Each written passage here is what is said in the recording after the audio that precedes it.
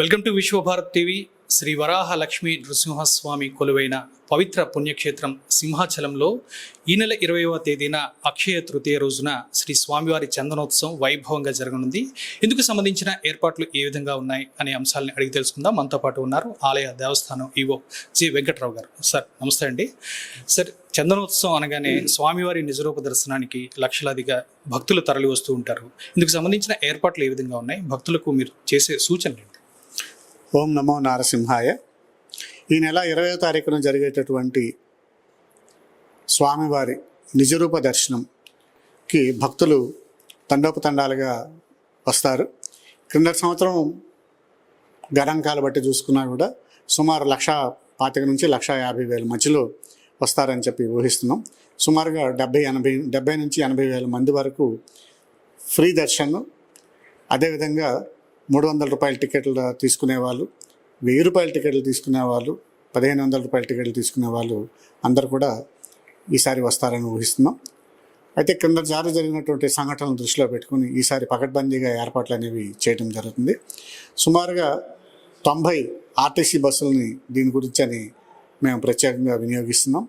ఇది కాకుండా కొండ మీద కొంతమంది కార్లు కూడా తీసుకుని వస్తారు. కార్ పార్కింగ్ ఏర్పాట్లు, అతి తక్కువ కార్ పార్కింగ్ ఏర్పాట్లు అనేవి చేయడం జరుగుతుంది. బికాజ్ అక్కడ ఉన్నటువంటి స్పేస్ తక్కువ ఉంది కాబట్టి వీలైనంత వరకు వచ్చేటటువంటి ఎవరైతే మన భక్తులు ఉంటారో వాళ్ళ కార్లన్నీ కూడా క్రిందనే పార్క్ చేసి మీదకి వారికి ప్రత్యేకంగా బస్సులు ఏర్పాటు చేస్తున్నాం, లేదా ఇతర వాహనాలు కూడా ఏర్పాటు చేస్తున్నాం. వాటిల్లో మీదకి వెళ్ళి వాళ్ళు దర్శనాలు చేసుకోవాల్సి ఉంటుంది. 1,500, 1,000 రూపాయల వారికి వేరువేరుగా, అదేవిధంగా 300 ఫ్రీగా వచ్చేటువంటి దర్శనాలు చేసే భక్తులకు కూడా వేరువేరు ఏర్పాట్లు చేయటం జరిగింది. వీటికి మనం అక్కడ శ్రీనివాస్ కళ్యాణ మండపం దగ్గర, అదేవిధంగా ఓల్డ్ గోశాల దగ్గర, అదేవిధంగా మనం ఇక్కడ కృష్ణాపురం గోశాల దగ్గర, అలాగే సెకండ్ ఘాట్ రోడ్ దగ్గర, అలాగే అడగవరం జంక్షన్ దగ్గర కూడా వీరికి బస్సులు ఏర్పాటు చేస్తున్నాం. అదేవిధంగా మరికొంతమంది ఎవరైతే స్టాఫ్ ఉంటారో లేదా ఇతర వర్గాలకు చెందిన వాళ్ళందరూ కూడా బస్సెస్ వాళ్ళకు ఉన్నటువంటి వెహికల్స్ అన్నీ కూడా కిందనే పార్కింగ్ చేసుకొని వారి మీదకి వచ్చేటట్టు సెపరేట్గా బస్సెస్ని కూడా రన్ చేస్తున్నాం. కాబట్టి వచ్చేటటువంటి భక్తులందరూ కూడా మీదకి ఎవరు వెహికల్స్ తీసుకెళ్లకుండా అందరూ కిందనే పార్కింగ్ చేసుకుని మేము ఏర్పాటు చేసిన బస్సుల ద్వారా అందరూ కూడా పైకి చేరితే భక్తులకు కూడా ఎటువంటి ఇబ్బంది లేకుండా ఉండేటట్టు ఏర్పాట్లు చేస్తున్నాం. ఇది కాకుండా ఇప్పటికే వాళ్ళకి క్యూ లైన్స్ అవన్నీ కూడా ఫామ్ చేయడం జరిగింది. సుమారుగా 170 నుంచి 180 టాయిలెట్స్ వాళ్ళందరికీ ఐడెంటిఫై చేసి పెట్టాం. అలాగే సుమారు 33 మంది ఎన్జిఓస్ వాళ్ళ పైకి వచ్చేటటువంటి వారికి, అదేవిధంగా సుమారు 30 మంది ఎన్జిఓస్ క్రిందన డౌన్ హిల్లో కూడా వచ్చిన వాళ్ళందరికీ మంచినీళ్ళు, మజ్జిగ, ఇతర ద్రవ పదార్థాలు, అలాగే పండ్లు, అలాగే ఇతర తయారు చేసినటువంటి తినుబండారాలు ఏవైతే బిస్కెట్లు కానీ లేదా ఇతరమైనటువంటి పులిహోర, దద్దోజనం, చక్కెర పొంగలి ఇటువంటివి కూడా పంచడానికి ఏర్పాట్లు చేస్తున్నాం. అంతేకాకుండా దేవస్థానం నుంచి ఎక్కడికక్కడ త్రాగునీటికి ఏర్పాట్లు చేస్తున్నాం. టెంపరీ టాయిలెట్లు కూడా ఏర్పాటు చేస్తున్నాం. సుమారు 4 లక్షల వాటర్ బాటిల్స్ కూడా, బ్రాండెడ్ వాటర్ బాటిల్స్, అలాగే బ్రిటానియా బిస్కెట్ ప్యాకెట్స్, పిల్లలకి గోరువెచ్చని పాలు, మజ్జిగ ఇవన్నీ కూడా దేవస్థానం నుంచి ఏర్పాటు చేయడం జరుగుతుంది. భక్తులందరూ కూడా సహకరించి ఈ ఏవైతే సౌకర్యాలను ఏర్పాటు చేస్తున్నా అవన్నీ కూడా వినియోగించుకోవాలి. ఇక ముఖ్యమైనటువంటి సూచన ఏంటంటే భక్తులు ఎవరు కూడా దయచేసి చెప్పులు వేసుకొని రావద్దని చెప్పి మనవి. ఎందుకంటే వారు అక్కడ వరకు వచ్చినప్పుడు వారు వెహికల్స్ ఏమైతే వెహికల్లో చెప్పులు పెట్టేసుకుని బస్సెస్ ఎలాగో ఏర్పాటు చేస్తామంటే బస్సు దిగి వాళ్ళు బస్ స్టాంప్లో దిగిన దగ్గర నుంచి వాళ్ళందరికీ కూడా కంప్లీట్గా షేడ్ అనేది ఏర్పాటు చేస్తున్నాం. కూడా ఎక్కడ కూడా వాళ్ళు ఎండ బారిన పడేటటువంటి అవకాశం లేకుండా తగు విధమైనటువంటి ఏర్పాట్లు చేస్తున్నాం. ఎక్కడైతే డౌన్ హిల్ బస్ స్టాండ్ ఉందో అక్కడ కూడా షామియానాలు వేయడం జరుగుతుంది. అప్పిల్ బస్ స్టాండ్లో కూడా జర్మన్ హ్యాంగర్స్తో షామియానాలు వేస్తున్నాం. ఒకసారి వాళ్ళు ఎక్కిన దగ్గర నుంచి, ఒకసారి క్యూ లైన్లోకి వెళ్ళిన దగ్గర నుంచి ఎక్కడ కూడా వారికి ఎండ అనేది లేకుండా ఏర్పాట్లు చేయడం జరిగింది. కాబట్టి దయచేసి చెప్పులు తీసుకురావద్దు. అలాగే మెగాఫోన్లు, ఎలక్ట్రానిక్ వస్తువులు, మొబైల్ ఫోన్లు, ఎలక్ట్రానిక్ వస్తువులు ఏవి కూడా దయచేసి తీసుకురావద్దు. ఎందుకంటే వాటిని దాచుకునే ఏర్పాట్లు మేము చేయట్లేదు. దేవస్థానం దానికి బాధ్యత వహించదు. క్రౌడ్ ఎక్కువ వస్తున్నారు, లక్షల్లో వస్తున్నారు కాబట్టి మనకి వాటిని దాచే ఏర్పాట్లు కూడా సాధ్యం కాదు. కాబట్టి మేము భక్తులందరికీ మా యొక్క మనవి ఏంటంటే దయచేసి చెప్పులని భద్రతకి చేసే ఏర్పాట్లు మేమేం చేయట్లేదు. అలాగే మొబైల్ ఫోన్స్ కూడా భద్రత చేసుకునే ఏర్పాట్లు మేము చేయట్లేదు. కాబట్టి ఈ విషయాన్ని భక్తులు గమనించి వారి యొక్క సొంత ఏర్పాట్లు వాళ్ళు చేసుకోవాలి. ఇది కాకుండా దర్శనాలు అనేవి ఎర్లీ మార్నింగ్ నుంచి స్టార్ట్ అవుతాయి. రాత్రి 7 వరకు దర్శనాలు జరుగుతాయి. సాయంత్రం 6 గంటల నుంచి మీదకి వెళ్ళేటువంటి భక్తులకి అన్నీ కూడా ఆపు చేయడం జరుగుతుంది. అక్కడ నుంచి క్యూ లైన్లో ఉన్న వాళ్ళందరికీ కూడా భక్తులందరికీ మేము ఏర్పాట్లు చేసాం, దర్శన ఏర్పాట్లు. అయితే 300 రూపాయల టికెట్ కానీ, 1000 రూపాయల టికెట్ కానీ, 1500 రూపాయల టికెట్లు ఏదైనా వాళ్ళకి స్లాట్లు ఇస్తున్నాము. స్లాట్ ప్రకారం ఆ స్లాట్ టైంలోనే వాళ్ళు రావాలి. స్లాట్ కాకుండా వేరే టైంలో వస్తే లోపలికి అలౌ చేయరు. ఇదివరకు స్లాట్ కాకుండా వేరే విధంగా టైంకి రావటం వల్ల భక్తులందరూ కూడా చాలా ఇబ్బంది పడ్డారు. లైన్లో చాలా థిక్గా లైన్ బాగా కిక్కిరిసిపోవటం వల్ల అంత ఇబ్బంది పడడం జరిగింది. కాబట్టి ఈ సంవత్సరం ప్రత్యేకంగా భక్తులందరికీ చెప్పేది ఏంటంటే, దయచేసి మీ స్లాట్ టైంలోనే మీరు రండి. మీ స్లాట్ టైం కాకుండా వేరే టైంలో వస్తే మీకు అలౌ చేయరు. మీరు మళ్ళీ ఎండలో వెయిట్ చేయాల్సి ఉంటుంది. కాబట్టి అటువంటి ఇబ్బందులు లేకుండా భక్తులందరూ కూడా వాళ్ళకి ఇచ్చే టిక్కెట్ల మీద ఏ స్లాట్ టైం ఇస్తే ఆ స్లాట్ టైం ప్రకారం వాళ్ళు వస్తే వాళ్ళు హ్యాపీగా దర్శనం చేసుకుని రావడం అనేది ఈజీ అవుతుంది.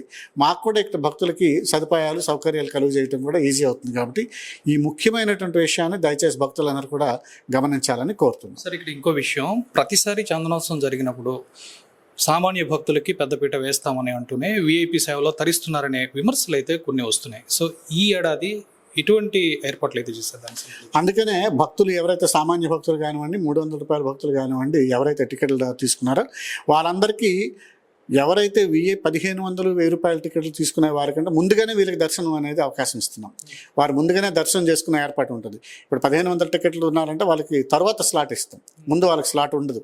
ముందు ఫస్ట్ ఎవరైతే ఉచిత దర్శనంకి వచ్చారో వారికి, తర్వాత 300 వాళ్ళిద్దరికీ ఫస్ట్ ప్రిఫరెన్స్ ఇస్తాం. వాళ్ళు ముందు దర్శనాలు మొదలవుతాయి. వాళ్ళ దర్శనాలు అయిన తర్వాతనే ఒక అరగంట, గంట తర్వాతనే మిగతా వాళ్ళందరికీ దర్శనాలకు ఏర్పాట్లు చేస్తాం. కాబట్టి భక్తులు ఎవరు కూడా దీని గురించి ఆందోళన పడాల్సిన పని లేదు. అయితే క్రింద సంవత్సరం భక్తులు సుమారుగా ఉచిత దర్శనం చేసే భక్తులు సుమారు 5 కిలోమీటర్లు నడవాల్సిన పరిస్థితి వచ్చింది.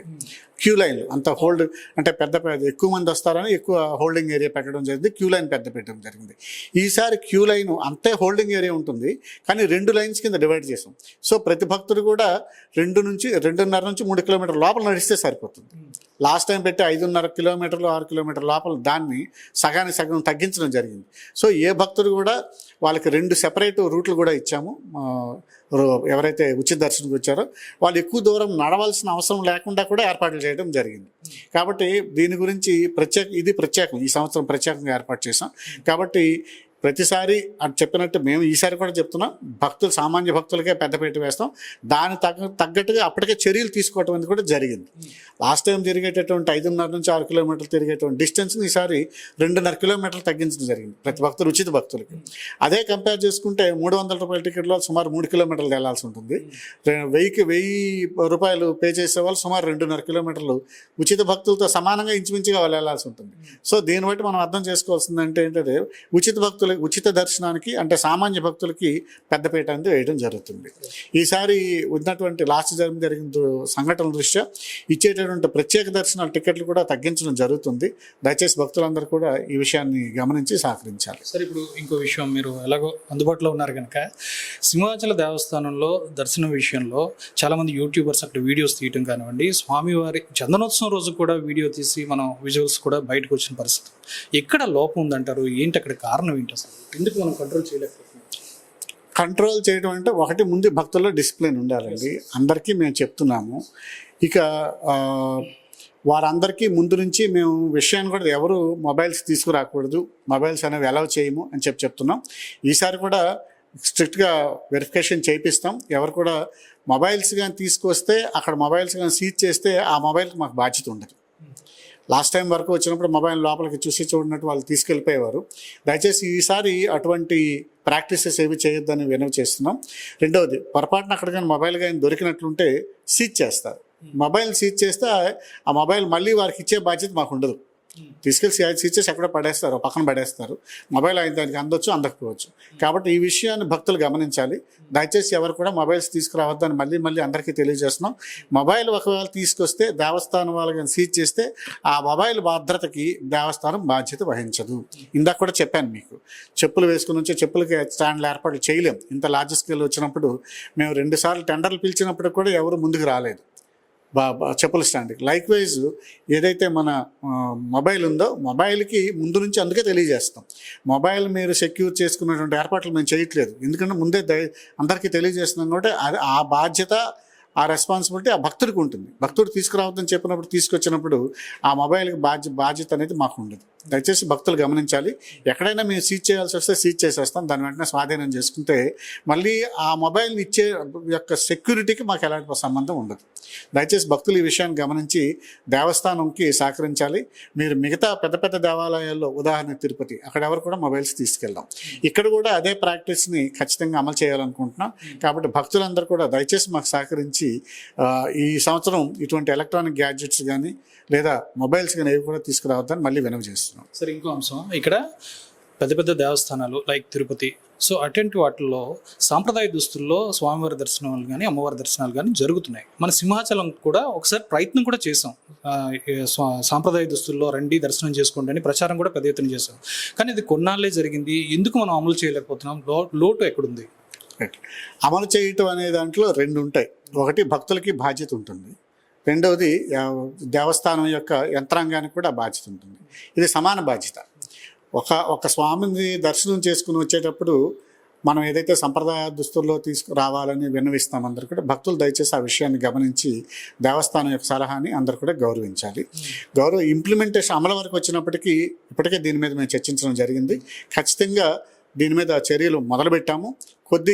మాకు ఈ చందనయాత్ర అయిపోయిన తర్వాత అయినా ఖచ్చితంగా దీన్ని అమలు చేయడం జరుగుతుంది. దానికి సంబంధించి ఒకసారి తిరుపతి కూడా విజిట్ చేసి, లేదా పెద్ద పెద్ద దేవాలయాల్లో ఏ విధంగా వాళ్ళు దానిని అమలు చేస్తున్నారు అన్న దాని మీద కూడా ఒకసారి మేము కూడా స్టడీ చేసి వచ్చే సంవత్సరం ఖచ్చితంగా సంప్రదాయ దుస్తుల్లోనే మనం అందరూ భక్తులు వచ్చేటట్టు దాన్ని ఇంప్లిమెంట్ చేయడానికి కూడా ఖచ్చితంగా ప్రయత్నం చేస్తాం.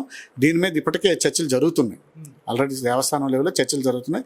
వచ్చే సంవత్సరం వచ్చినప్పటికీ భక్తుల సహకారంతోనే, ఇదంతా భక్తుల సహకారంతోనే వాళ్ళందరినీ కన్విన్స్ చేసి దీన్ని ఇంప్లిమెంట్ చేస్తామని చెప్పి ఆశిస్తున్నాం. చివరిగా సింహాచల దేవస్థానానికి ఎంతోమంది ఈవోలు వస్తూ ఉంటారు, వెళ్తూ ఉంటారు. కానీ ఎన్నాళ్ళ నుంచి చూసినా, నేను కూడా స్నానికుడినే సార్, ఇక్కడ ఎన్నాళ్ళ నుంచి చూసినా ఆ పుష్కరిణి అనేది అలాగే ఉంటుంది సార్. అది ఎటువంటి డెవలప్మెంట్ లేకుండా అలానే అది ఉండటం, భక్తులు కనీసం స్నానం చేయడానికి కూడా భయపడే పరిస్థితులు ఆ రోజులు కూడా ఉన్నాయి. కొన్ని సందర్భాల్లో దాన్ని క్లీన్ చేయడం ఏదో చేస్తున్నారు, కానీ అసలు దాని యాంబియన్స్ అంతా ఎందుకు మార్చలేకపోతున్నాం? ఏంటి అసలు లోటు ఎక్కడుంది, లోపం ఎక్కడుంది? మన యంత్రాంగంలో ఏమైనా ఇబ్బంది ఉందా? ఏంటి అసలు? మొదటి మీరే చెప్పారు, చాలామంది ఈవోలు వస్తున్నారు వెళ్ళిపోతున్నారు అని చెప్పేసాను. సో ఈవోలు వచ్చేటప్పుడు ఈవోలు ఎక్కువ సమయం ఇక్కడ ఉండే పరిస్థితి ఉంటే ఈవోలన్నీ ఫోకస్ చేయడం జరుగుతుంది. కొన్నిసార్లు ఈవోలు తక్కువ పీరియడ్లో వెళ్ళిపోవటం వల్ల కానీ, లేదా ఇన్ఛార్జ్ ఈవోల ద్వారా రన్ అవుతుంది ఒక కారణం కావచ్చు, అదే ముఖ్య కారణం కాకపోవచ్చు. ఇప్పుడు ఆల్రెడీ పుష్కరిణి ఏదైతే ఉందో దాని డెవలప్మెంట్ వర్క్ అనేది ఆల్రెడీ స్టార్ట్ అయింది. దాని మీద ఇప్పుడు చుట్టూ కూడా మీరు చూసారు లేదో, ఈ మధ్య పెద్ద ప్రహరీ గోడ కూడా కట్టడం జరుగుతుంది. ఈ ప్రహరీ గోడ కట్టడంతో పాటు అది బిగినింగ్ మాత్రమే. ఆల్రెడీ నేను పుష్కరిణి వెళ్ళి 2 times వెళ్ళి విజిట్ చేసి వచ్చాను. ఇప్పుడు ఒకసారి ఈ ఏదైతే మన చందనయాత్ర అయిపోతుందో, చందనం అయిపోయిన వెంటనే ఇటువంటి ఇష్యూస్ మరికొన్ని ఉన్నాయి. పుష్కరిణి మాత్రం ఒకటే కాదు, మరికొన్ని కూడా ఉన్నాయి. దేవాలయంలో మరికొన్ని డెవలప్మెంట్ వర్క్స్ కూడా చేయాల్సి ఉంది. ముఖ్యంగా చేస్తున్నాం, ఇప్పటికే ఆల్రెడీ ప్రాసెస్ స్టార్ట్ అయింది. మీరు కూడా చూడొచ్చు. సభ మనకు P3 అంటే పబ్లిక్ పర్సెప్షన్లో చూసుకుంటే టాప్ 3లోనే ఉన్నాం మేము. స్టేట్లో చూసుకుంటే టాప్ 3లోనూ. ఇది సరిపడదు, ఇంకా చాలా చేయాల్సి ఉంది మాకు. చేయడంతో పాటు మొదటి స్థానం లేదా స్థానం అనేది మాకు ముఖ్యం కాదు. ప్రజలకి, ముఖ్యంగా భక్తులకి మరికొన్ని శాశ్వత ప్రాతిపదిక మీద అభివృద్ధి పనులు చేయాలి. ముఖ్యంగా భక్తులకి కనీస సౌకర్యాలను కల్పించాలి. ఆ భక్తుడు వచ్చారంటే హ్యాపీగా లోపలికి వచ్చి స్వామివారి దర్శనం చేసుకుని ఎటువంటి ఇబ్బంది పడకుండా బయటకు వచ్చి ప్రసాదాలు తీసుకుని స్వామి తాలూకా దర్శనం అనేది ఆయనకి మధుర స్మృతిగా మిగిలేటట్టు చేయడంలో ఖచ్చితంగా ఈ రానున్న కాలంలో ఇప్పటికే మేము చర్యలు మొదలుపెట్టాం. రానున్న కాలంలో మరొక చర్యలు భక్తుల నుంచి అదేవిధంగా ప్రజాప్రతినిధుల్ని, జిల్లా యంత్రాంగాన్ని కూడా అందరితో సమన్వయం చేసుకుని ఖచ్చితంగా దీని చర్యలు తీసుకుంటాం. రానున్న కాలంలో వచ్చే 6 నెలల నుంచి సంవత్సర కాలంలో దీని యొక్క ప్రభావం కనిపించడం మొదలవుతుంది.